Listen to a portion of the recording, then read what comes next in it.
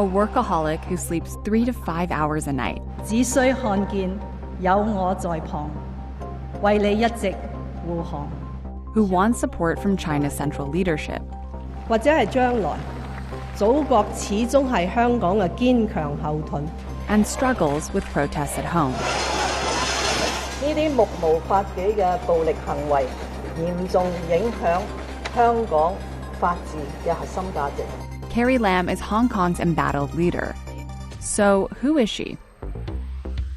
Lam is a devout Catholic who grew up in a working-class area of Hong Kong. After graduating from an elite university, she joined the civil service. She's held 21 posts in her 39-year career and developed a reputation as a good fighter who could push through policies. In 2012, she became second in command of Hong Kong. As chief secretary, Lam faced her biggest test when China's legislature unveiled a controversial proposal.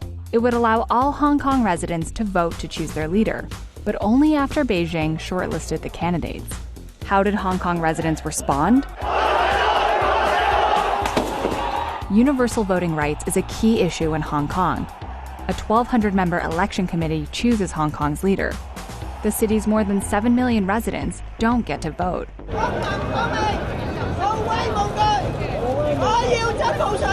In September 2014, tens of thousands of protesters shut down parts of the city for months.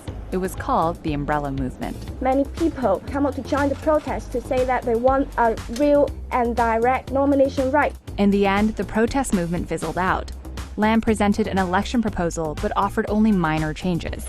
And the Hong Kong legislature rejected it.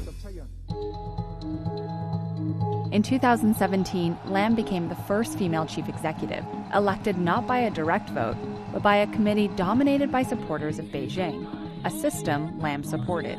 The opposition criticized her for not prioritizing the territory's voting rights and its protection of democratic freedoms.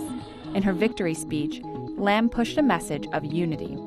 It is through real work and actual results that I will respond to those who support me and garner the recognition of those yet to support me. Deeds speak louder than words. As chief executive, though, she's been a divisive figure. In February 2019, Lam introduced an extradition bill. It would allow criminal suspects to be sent to mainland China for prosecution. Hong Kong residents responded by flooding the streets with more protests.